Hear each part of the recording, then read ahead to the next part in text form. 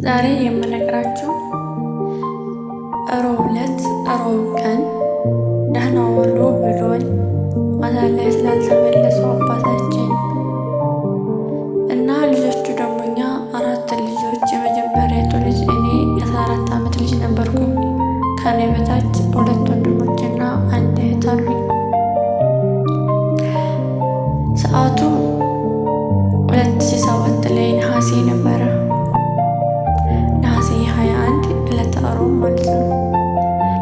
ሮብ ዕለት አባቴ ገበያ ስለሚሄድ ጠዋት ላይ 1 እንጀራ አቅርቦለት ግማሽ እንጀራውን በልቶ ፊቱ ቅርር ብሏል። ገበያ ሄደ። ከዛም በፊት ግን ማስገኙ ለታ ሰዓቱ ክረምት ስለሆነ አረንጓዴ ነው ያዋልነው። እናቴና አባቴ ያለ ወትሯቸው ጸጥታ በዙ። ምንም ወሬ የለም ዋሉ። ሮብ ቀን ገበያ ሄደ። ገበያ ከሄደ በኋላ ማታ ላይ እኔ እናቴ ጋር አረምጃለሁኝ። እናቴ ሂጂና ለአባት ሲወጣ ሙቂለት ትለኛለች፣ አሶር ላይ ማለት ነው። አሶር ላይ ቤት ስመለስ ሁልጊዜ የማይቀረው ሸንኮራ ብስኩት ከረሜላችን ከበር ላይ ተንጠልጥሎ አየሁት። ከዛ አባቴ የመምጣት እርግጠኛ ሆንኩ።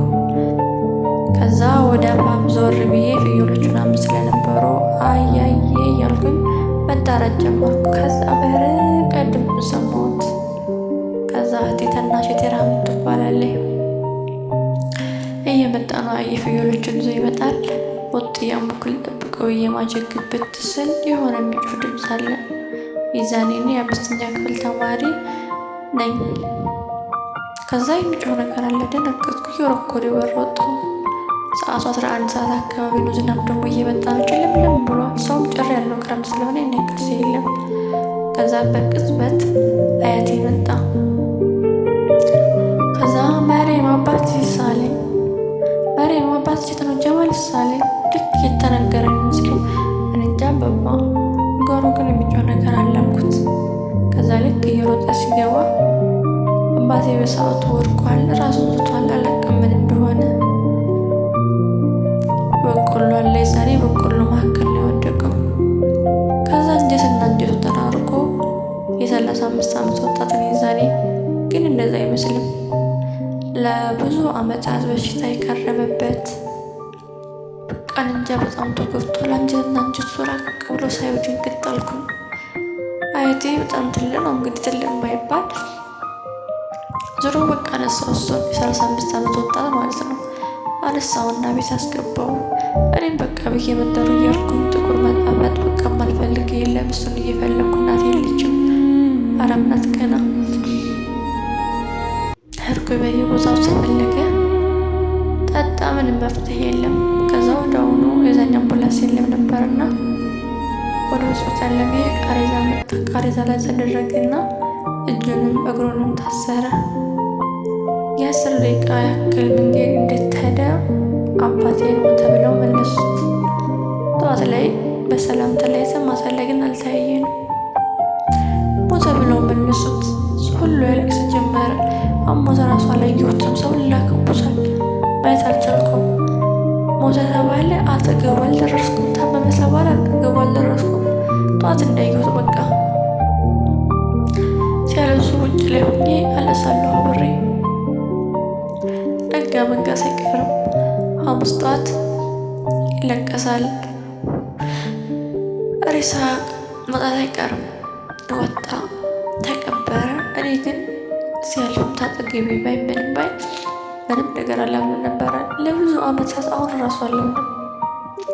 ይመጣል ብዬ የሆነ ማስብበታለሁ። የሚገርማቸው እስካሁን ድረስ የዛኔ ስልክ የሆነ ቁሪም ስልክ አለው፣ ግን ፎቶ ራሱ የለኝም አባቴ። ወላሂ ለአዚም ዝም ብዬ ፊዚካሊ ፊቱ ምናምን ፊቴን እንዳለመቶ ክርት ይልብኛል። አየዋለሁ፣ ግን ፎቶ የለኝ። ለልጆቹ ያለው ፍቅር ደግሞ ለየት ይላል። ብስሚላ እንጃ።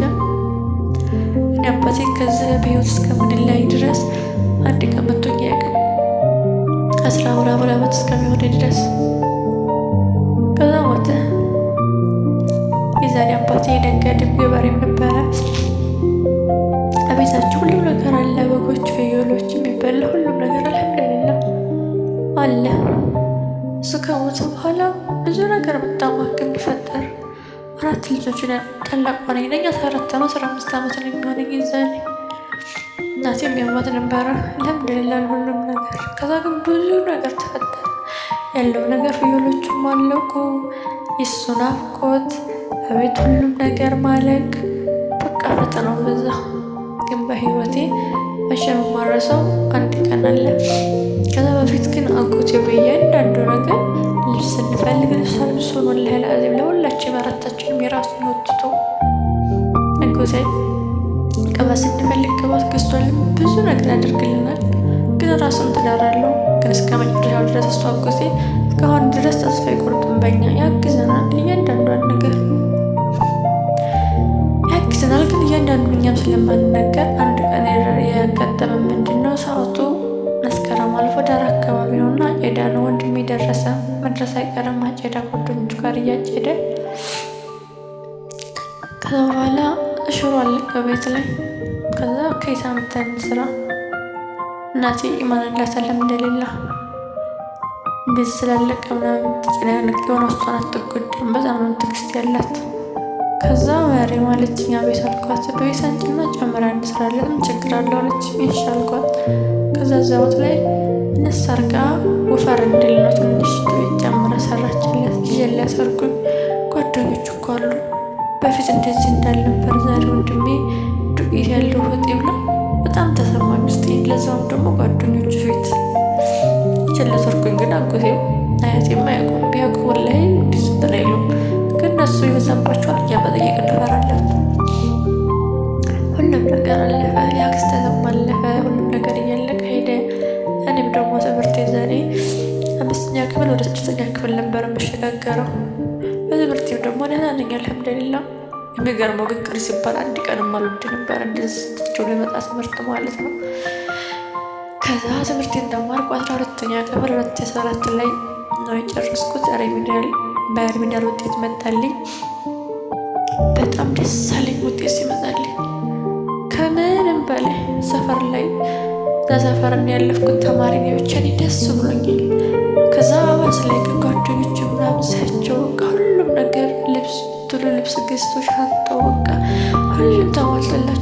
ዛሬ ደግሞ ተሰማኝ ላካ የኔም አባት ብኖር ላካ እንደዚህ ያደርግልኝ ነበር እንዴ? ላካ በኔማ እንደዚህ ዩኒቨርሲቲ ለመግባት ደስ ብለው ነበር እንዴ? ተሰማኝ። ግን ስልክ ምናምን ገዝቶልኛል አጎቴ። ልብስ ምናምን አልገዛም እንጂ ገዝቶልኛል አልሐምዱሊላህ። ይሄንም የሌላቸው ብዙ አሉ። ሄድኩኝ ዛንተ ቢደው ክልል 4 ወር ተማርኩ። ከዛ ወደ ሀገሬ ተመለስኩ፣ ወደ ወሎ ማለት ነው። ስመለስ እዛ ወንድሞቼ ጋር ሆነ ብዙ እህል ምናምን የለም። ሰዓቱ ክረምት ነው ደግሞ ወደ በቃ ትንቅ ነው የሚለኝ እንጃ ብስሚላ በቃ ጨነቃለሁ። በጣም ነው የማስበው ለምን እንደሆነ ግን አስገባ ነው ወንድሜ እንደዛ አለ እንደ ምናምን ስጠይቀው እሱም እንደዛ የለበትም። ኧረ እባክሽ ያለ መስሎሻል አለኝ። በቃ ዝም ብሎ ያክል ልጅም ስለሆነ እንደሆነ አለቀ። ከዛ በኋላ ለትንሽ ሰዓት ተቀመጥኩ። በኋላ እኔ ስራ ገባሁ። አልወድም ግን እንደዚህ የሆነ ሸቀጥ ይዞ ገባ ፊት መቀመጥ። እኛ ጋር ያክል ሴቶች እንደዚህ ብዙም የለም አለ ግን አልፎ አልፎ የለም። እኛ ጋር እኛ ሰፈር ክረምት ነው ነሐሴ ጭግግ ብሎ ያምናል። ልክ የሆነ ለስንት ሰዓት ቢሆን የአባቴ ስራ አለን የሆነ እሱ ነበር ጧት ተነስቶ ሩቅ ለስንት ሰዓት መንገድ እየተጓዘ የሚነግደው ምናምን ጀመርኩኝ። እኔ ሙዝ መነገድ ጀምሬ አላውቅም። ነግጄ አላውቅም። ግን ድህነት የማያስደፍራችሁ ነገር የለም፣ ሁሉም ያስደፍራችኋል።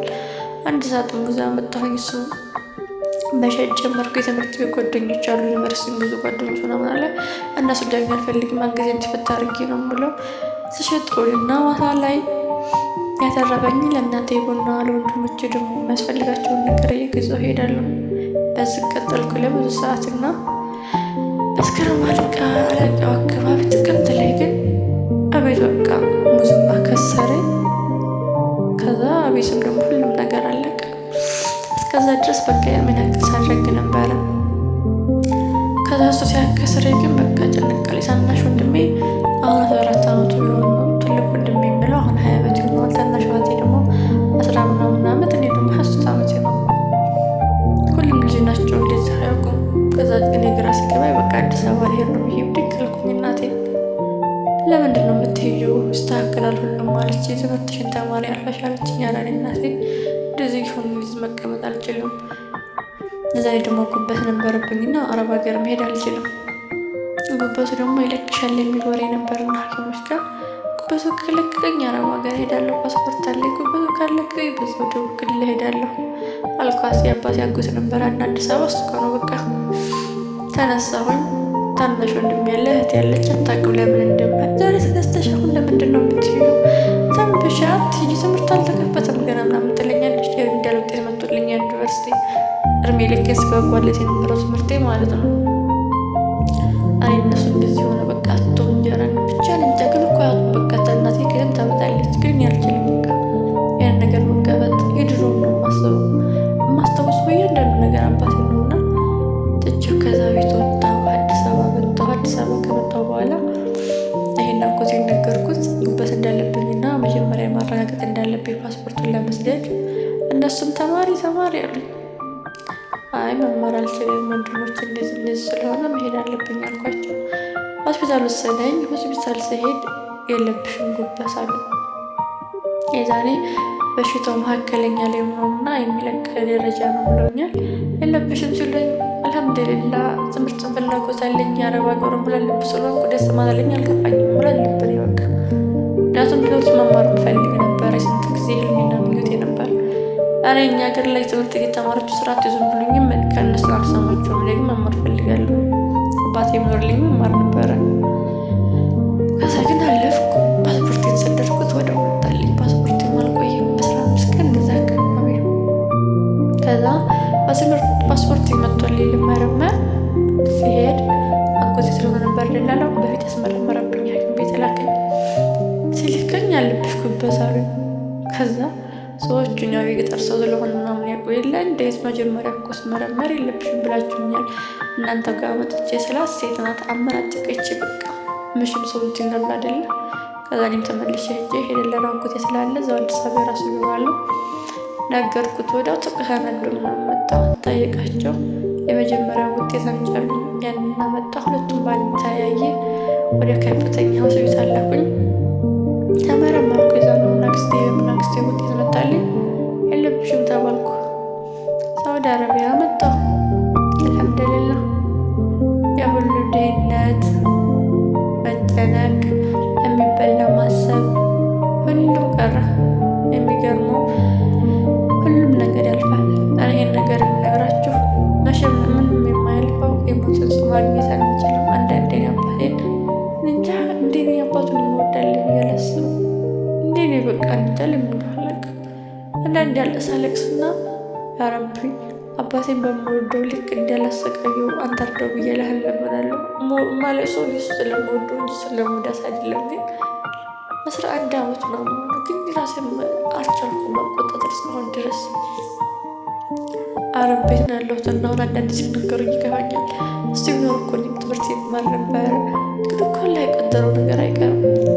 እሱ ያልሆነ የሚሆነው አለ ደግሞ እሱ ብቻ ሳይሆን ብዙ ነገር ማድረግ ይችላል። ማመስገን ነበረብኝ። አልሐምዱሊላህ እሱንም አላህ ይማረው ብላችሁ ዱዓ አድርጉልኝ። ይህን ነገር የምነግራችሁ አሁን ላይ ቤተሰብ ሞቶባችሁ ወይም ደግሞ ሳይሞትባችሁ የምትቸገሩ የምትሰቃዩ ብዙ አላችሁ። ብዙ ነገር የሚያስፈልጋችሁ፣ ግን በዚያ መካከል ላይ ሆናችሁ በጣም አትጨናነቁ። የማይሆን ውሳኔ መወሰን የለባችሁ። ሁሉም ነገር ወላሂ ያልፋል። እናንተ ሌላ እስከሆናችሁ ድረስ ምንም የማያልፍ የለም። እኔ እስካሁን ድረስ ድህነት አባቴ ከሞተ በኋላ የመጣውን እያንዳንዱ ነገር ሁሉንም ሰርቼም ሆነ ከተቃየቼም ሆነ ሁሉንም እያለፍኩት ነው። ማላልፈውም የለም። ግን ማላግኘው እሱ ብቻ መቼ የሚማረሰው እሱ ፍቅር ለልጅ ያለው ፍቅር ነው እንጂ ድህነቱ ሁሉም ቀረ። ወንድሞችም አሁን አልሐምዱሊላህ አድርገዋል። እኔም አልሐምዱሊላህ የማይታለፍ ነገር የለም። እናንተም ጋር ደግሞ ሁሉም ነገር ይታለፋል። አብሽሩ፣ አይዟችሁ። ላዳመጣችሁኝ ያመሰግናለሁ።